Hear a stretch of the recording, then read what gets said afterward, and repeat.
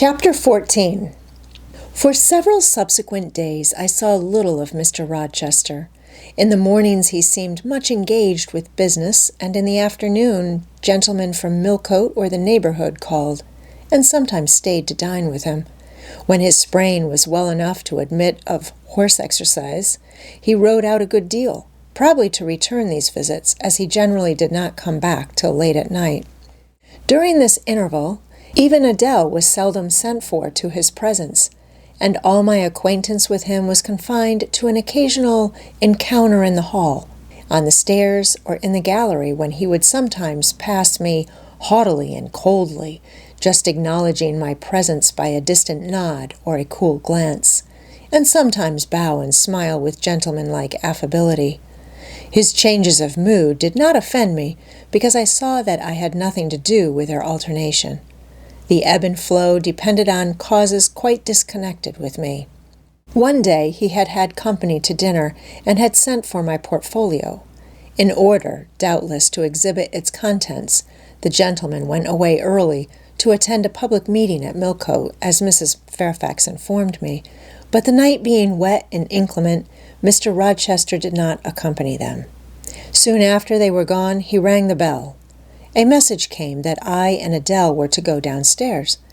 I brushed Adele's hair and made her neat, and having ascertained that I was myself in my usual Quaker trim, where there was nothing to retouch, all being too close and plain, braided locks included, to admit of disarrangement, we descended, Adele wondering whether the small chest was at length come, for owing to some mistake its arrival had hitherto been delayed. She was gratified. There it stood, a little carton on the table when we entered the dining room. She appeared to know it by instinct. "My box! My box!" exclaimed she, running towards it. "Yes, there is your box at last. Take it into a corner, you genuine daughter of Paris, and amuse yourself with disemboweling it," said the deep and rather sarcastic voice of Mr. Rochester, proceeding from the depths of an immense easy-chair at the fireside. "And mind," he continued, "don't bother me with any details of the anatomical process or any notice of the condition of the entrails. Let your operation be conducted in silence. Keep quiet, child. Do you understand?" Adele seemed scarcely to need the warning. She had already retired to a sofa with her treasure and was busy untying the cord which secured the lid. Having removed this impediment and lifted certain silvery envelopes of tissue paper, she merely exclaimed, "Oh, heavens! How beautiful!" and then remained absorbed in ecstatic contemplation. "Is Miss Eyre there?" now demanded the master, half rising from his seat to look round to the door, near which I still stood. "Ah, well, come forward. Be seated here." He drew a chair near his own. "I am not fond of the prattle of children," he continued, "for old bachelor as I am, I have no pleasant associations connected with their lisp. It would be intolerable to me to pass a whole evening head-to-head with a brat. Don't draw that chair farther off, Miss Eyre. Sit down exactly where I placed it, if you please, that is. Confound these civilities. I continually forget them, nor do I particularly affect simple-minded old ladies. By the by, I must have mine in mind. It won't do to neglect her. She is a Fairfax, or wed to one, and blood is said to be thicker than water." He rang and dispatched an invitation to Mrs. Fairfax, who soon arrived, knitting-basket in hand. "Good evening, madam. I sent to you for a charitable purpose. I have forbidden Adele to talk to me about her presents, and she is bursting with repletion. Have the goodness to serve her as auditress and interlocutress. It will be one of the most benevolent acts you ever performed."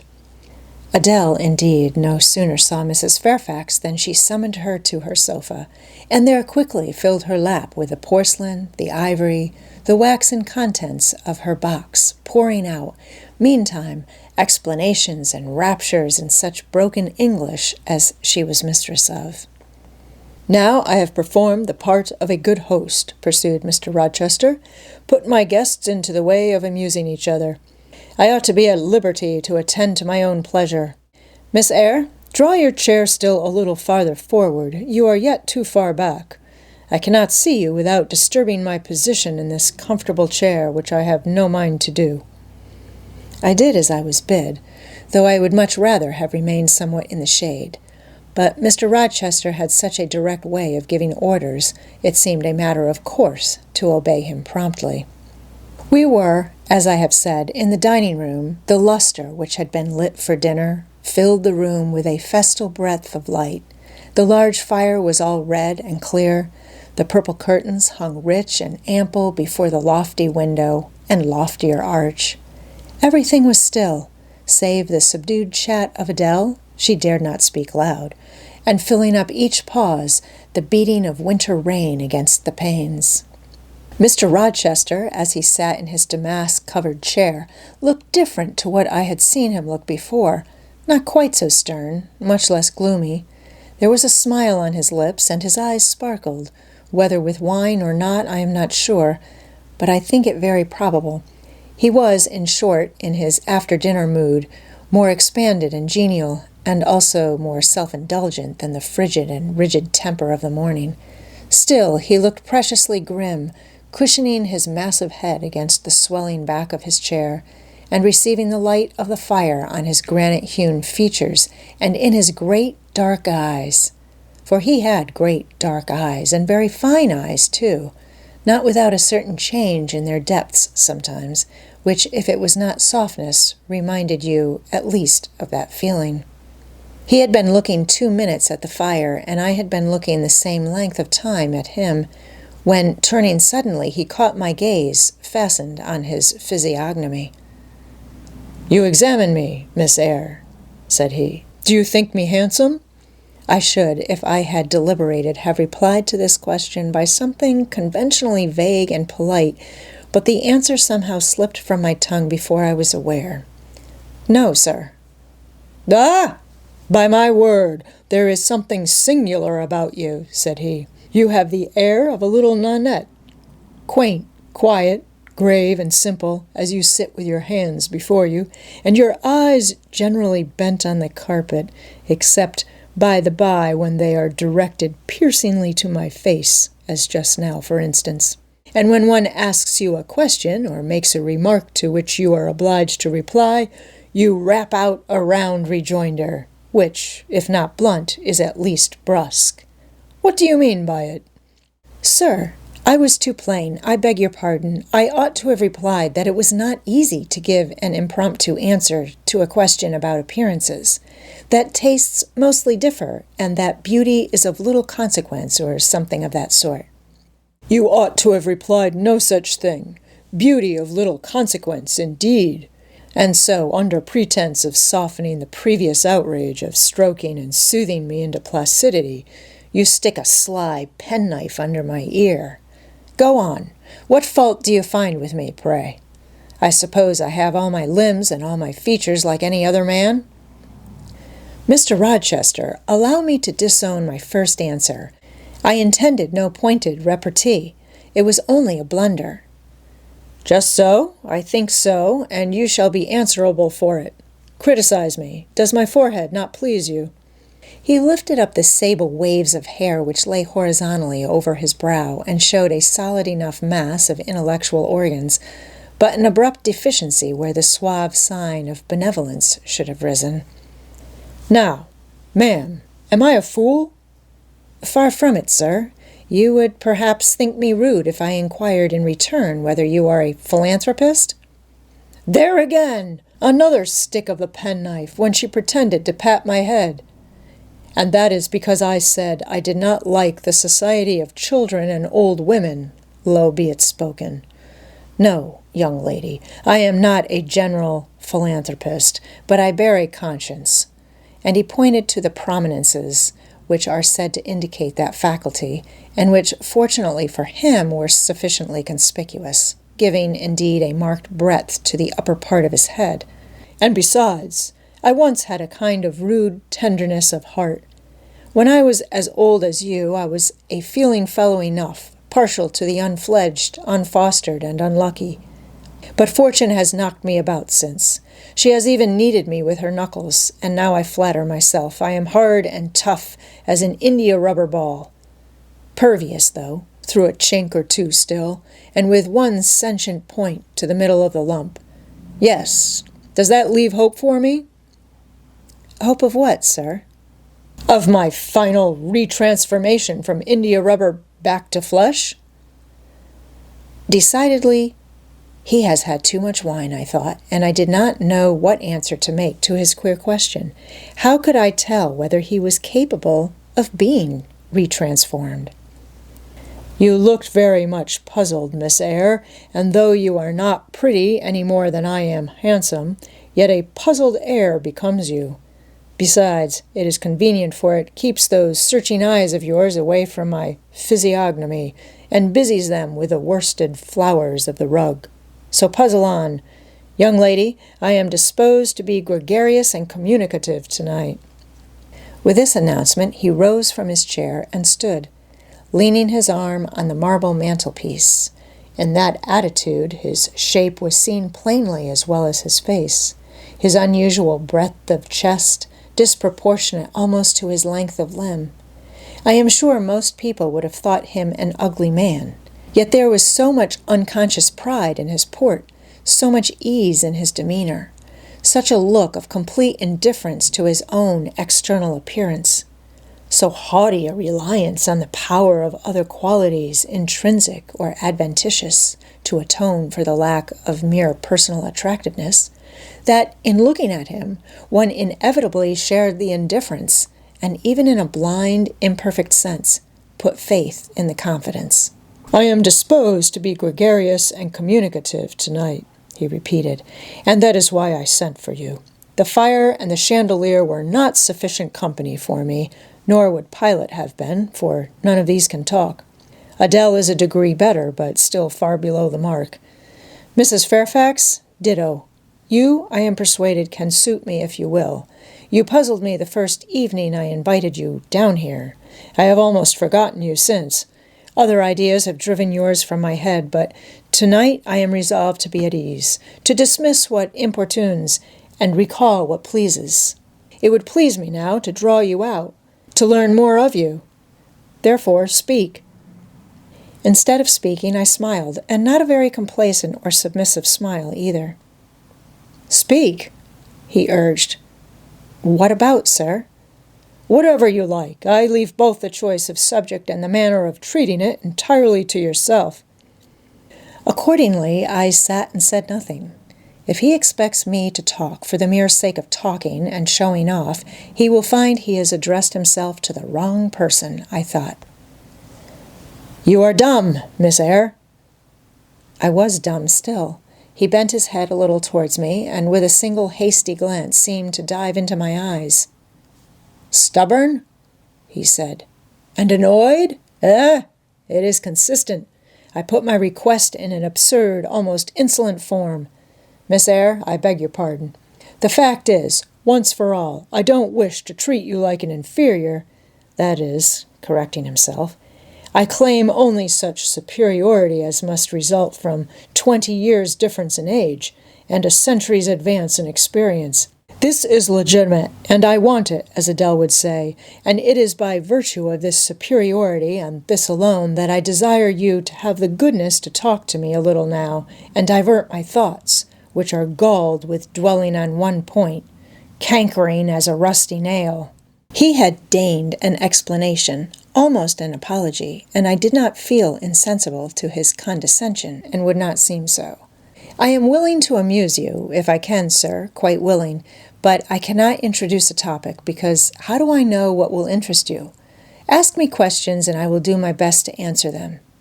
Then, in the first place, do you agree with me that I have a right to be a little masterful, abrupt, perhaps exacting, sometimes on the grounds I stated, namely that I am old enough to be your father, and that I have battled through a varied experience with many men of many nations, and roamed over half the globe, while you have lived quietly with one set of people in one house? Do as you please, sir. That is no answer, or rather it is a very irritating, because a very evasive one. Reply clearly. I don't think, sir, you have a right to command me merely because you are older than I, or because you have seen more of the world than I have. Your claim to superiority depends on the use you have made of your time and experience. Huh! Promptly spoken, but I won't allow that, seeing that it would never suit my case, as I have made an indifferent, not to say a bad use of both advantages. Leaving superiority out of the question, then you must still agree to receive my orders now and then, without being piqued or hurt by the tone of command, will you? I smiled. I thought to myself, Mr. Rochester is peculiar. He seems to forget that he pays me £30 per annum for receiving his orders. The smile is very well, said he, catching instantly the passing expression. But speak, too. I was thinking, sir, that very few masters would trouble themselves to inquire whether or not their paid subordinates were piqued and hurt by their orders. Paid subordinates? What? You are my paid subordinate, are you? Oh, yes, I had forgotten the salary. Well, then, on that mercenary ground, will you agree to let me hector a little? No, sir, not on that ground, but on the ground that you did forget it, and that you care whether or not a dependent is comfortable in his dependency. I agree heartily. And will you consent to dispense with a great many conventional forms and phrases, without thinking that the omission arises from insolence? I am sure, sir, I should never mistake informality for insolence. One I rather like, the other nothing free-born would submit to, even for a salary. Humbug! Most things free-born will submit to anything for a salary. Therefore, keep to yourself and don't venture on generalities of which you are intensely ignorant. However, I mentally shake hands with you for your answer, despite its inaccuracy, and as much for the manner in which it was said as for the substance of the speech. The manner was frank and sincere. One does not often see such a manner. Now, on the contrary, affectation or coldness or stupid, coarse-minded misapprehension of one's meaning are the usual rewards of candor. Not 3 and 3,000 raw schoolgirl governesses would have answered me as you have just done. But I don't mean to flatter you. If you are cast in a different mold to the majority, it is no merit of yours. Nature did it. And then, after all, I go too fast in my conclusions. For what I yet know, you may be no better than the rest. You may have intolerable defects to counterbalance your few good points. And so may you, I thought. My eye met his as the idea crossed my mind. He seemed to read the glance, answering as if its import had been spoken as well as imagined. Yes, you are right, said he. I have plenty of faults of my own. I know it, and I don't wish to palliate them, I assure you. God wot I need not be too severe about others. I have a past existence, a series of deeds, a color of life to contemplate within my own breast, which might well call my sneers and censures from my neighbors to myself. I started, or rather, for like other defaulters, I like to lay half the blame on ill fortune and adverse circumstances, was thrust on to a wrong tack at the age of 21, and have never recovered the right course since. But I might have been very different. I might have been as good as you, wiser, almost as stainless. I envy you your peace of mind, your clean conscience, your unpolluted memory. Little girl, a memory without blot or contamination must be an exquisite treasure, an inexhaustible source of pure refreshment, is it not? How was your memory when you were 18, sir? All right, then. Limpid, salubrious, no gush of bilge water had turned it to fetid puddle. I was your equal at 18, quite your equal. Nature meant me to be, on the whole, a good man, Miss Eyre, one of the better kind, and you see I am not so. You would say you don't see it. At least I flatter myself I read as much in your eye. Beware, by the by, what you express with that organ. I am quick at interpreting its language. Then take my word for it. I am not a villain. You are not to suppose that, not to attribute to me any such bad eminence, but owing, I verily believe, rather to circumstances than to my natural bent, I am a trite, commonplace sinner, hackneyed in all the poor, petty dissipations with which the rich and worthless try to put on life. Do you wonder that I avow this to you? Know that in the course of your future life you will often find yourself elected the involuntary confidant of your acquaintances' secrets. People will instinctively find out, as I have done, that it is not your forte to tell of yourself, but to listen while others talk of themselves. They will feel, too, that you listen with no malevolent scorn of their indiscretion, but with a kind of innate sympathy, not the less comforting and encouraging, because it is very unobtrusive in its manifestations. How do you know? How can you guess all this, sir? I know it well. Therefore I proceed almost as freely as if I were writing my thoughts in a diary. You would say I should have been superior to circumstances. So I should. But you see, I was not. When fate wronged me, I had not the wisdom to remain cool. I turned desperate. Then I degenerated. Now, when any vicious simpleton excites my disgust by his paltry ribaldry, I cannot flatter myself that I am better than he. I am forced to confess that he and I are on a level. I wish I had stood firm. God knows I do. Dread remorse when you are tempted to err, Miss Eyre. Remorse is the poison of life. Repentance is said to be its cure, sir. It is not its cure. Reformation may be its cure, and I could reform. I have strength yet for that. But where is the use of thinking of it, hampered, burdened, cursed as I am?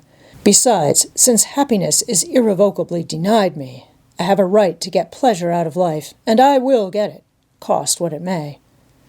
Then you will degenerate still more, sir. Possibly. Yet why should I, if I can get sweet, fresh pleasure? And I may get it as sweet and fresh as the wild honey the bee gathers on the moor. It will sting. It will taste bitter, sir. How do you know? You never tried it. How very serious, how very solemn you look, and you are as ignorant of the matter as this cameo head, taking one from the mantelpiece. You have no right to preach to me, you neophyte, that have not passed the porch of life and are absolutely unacquainted with its mysteries. I only remind you of your own words, sir. You said error brought remorse, and you pronounced remorse the poison of existence. And who talks of error now? I scarcely think the notion that flitted across my brain was an error. I believe it was an inspiration rather than a temptation. It was very genial, very soothing, I know that. Here it comes again. It is no devil, I assure you, or if it be, it has put on the robes of an angel of light. I think I must admit so fair a guest when it asks entrance to my heart. Distrust it, sir. It is not a true angel. Once more, how do you know? By what instinct do you pretend to distinguish between a fallen seraph of the abyss and a messenger from the eternal throne, between a guide and a seducer? I judged by your countenance, sir, which was troubled when you said the suggestion had returned upon you. I feel sure it will work you more misery if you listen to it. Not at all. It bears the most gracious message in the world. For the rest, you are not my conscience keeper, so don't make yourself uneasy. Here, come in, bonny wanderer. He said this as if he spoke to a vision, viewless to any eye but his own. Then, folding his arms, which he had half extended on his chest, he seemed to enclose in their embrace the invisible being. Now, he continued, again addressing me, I have received the pilgrim, a disguised deity, as I verily believe. Already it has done me good.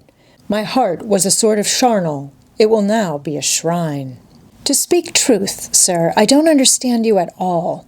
I cannot keep up the conversation because it has got out of my depth. Only one thing I know. You said you were not as good as you should like to be, and that you regretted your own imperfection. One thing I can comprehend. You intimated that to have a sullied memory was a perpetual bane. It seems to me that if you tried hard, you would in time find it possible to become what you yourself would approve, and that if from this day you began with resolution to correct your thoughts and actions, you would in a few years have laid up a new and stainless store of recollections, to which you might revert with pleasure. Justly thought, rightly said, Miss Eyre, and at this moment I am paving hell with energy. Sir? I am laying down good intentions, which I believe durable as flint. Certainly, my associates and pursuits shall be other than they have been. And better? And better. So much better as pure ore is than foul dross. You seem to doubt me. I don't doubt myself. I know what my aim is, what my motives are, and at this moment I pass a law, unalterable as that of the Medes and Persians, that both are right. They cannot be, sir, if they require a new statute to legalize them. They are, Miss Eyre, though they absolutely require a new statute. Unheard-of combinations of circumstances demand unheard-of rules. That sounds a dangerous maxim, sir, because one can see at once that it is liable to abuse. Sententious sage, so it is, but I swear by my household gods not to abuse it. You are human and fallible. I am. So are you. What then? The human and fallible should not arrogate a power with which the divine and perfect alone can be safely entrusted. What power? That of saying of any strange, unsanctioned line of action, let it be right. Let it be right. The very words, you have pronounced them. May it be right, then, I said, as I rose, deeming it useless to continue a discourse which was all darkness to me, and besides, sensible that the character of my interlocutor was beyond my penetration, at least beyond its present reach, and feeling the uncertainty, the vague sense of insecurity which accompanies a conviction of ignorance. Where are you going? To put Adele to bed. It is past her bedtime. You are afraid of me, because I talk like a sphinx. Your language is enigmatical, sir, but though I am bewildered, I am certainly not afraid. You are afraid. Your self-love dreads a blunder. In that sense, I do feel apprehensive. I have no wish to talk nonsense. If you did, it would be in such a grave, quiet manner I should mistake it for sense. Do you never laugh, Miss Eyre? Don't trouble yourself to answer. I see you laugh rarely, but you can laugh very merrily. Believe me, you are not naturally austere, any more than I am naturally vicious. The lowered constraint still clings to you somewhat, controlling your features, muffling your voice, and restricting your limbs. And you fear in the presence of a man and a brother, or father, or master, or what you will, to smile too gaily, speak too freely, or move too quickly. But in time, I think you will learn to be natural with me, as I find it impossible to be conventional with you. And then your looks and movements will have more vivacity and variety than they dare offer now. I see at intervals the glance of a curious sort of bird through the close-set bars of a cage. A vivid, restless, resolute captive is there. Were it but free, it would soar cloud-high. You are still bent on going? It has struck 9, sir. Never mind. Wait a minute. Adele is not ready to go to bed yet. My position, Miss Eyre, with my back to the fire and my face to the room, favors observation. While talking to you, I have also occasionally watched Adele. I have my own reasons for thinking her a curious study, reasons that I may, nay, that I shall, impart to you some day. She pulled out of her box, about 10 minutes ago, a little pink silk frock. Rapture lit her face as she unfolded it. Coquetry runs in her blood, blends with her brains, and seasons the marrow of her bones. I must try it, cried she. Right now! And she rushed out of the room. She is now with Sophie, undergoing a robing process. In a few minutes she will re-enter, and I know what I shall see. A miniature of Céline Verhaen's, as she used to appear on the boards at the rising of... But never mind that. However, my tenderest feelings are about to receive a shock. Such is my presentiment. Stay now, to see whether it will be realized. Ere long, Adele's little foot was heard tripping across the hall. She entered, transformed as her guardian had predicted. A dress of rose-colored satin, very short and as full in the skirt as it could be gathered, replaced the brown frock she had previously worn. A wreath of rosebuds circled her forehead. Her feet were dressed in silk stockings and small white satin sandals. "Does my dress look good?" cried she, bounding forwards. "And my shoes? And my stockings? Look, I think I'll dance." And spreading out her dress, she sashayed across the room till, having reached Mr. Rochester, she wheeled lightly round before him on tiptoe, then dropped on one knee at his feet, exclaiming, "Sir, I thank you 1,000 times for your goodness." Then rising, she added, "This is how Mamma was doing it, is it not, sir?" "Precisely," was the answer. And, like this, she charmed my English gold out of my British breeches pocket. I have been green too, Miss Eyre. Aye, grass green. Not a more vernal tint freshens you now than once freshened me. My spring is gone, however, but it has left me that French floweret on my hands, which, in some moods, I would fain be rid of, not valuing now the root whence it sprang, having found that it was of a sort which nothing but gold dust could manure. I have but half a liking to the blossom, especially when it looks so artificial as just now. I keep it and rear it, rather on the Roman Catholic principle of expiating numerous sins, great or small, by one good work. I'll explain all this some day. Good night.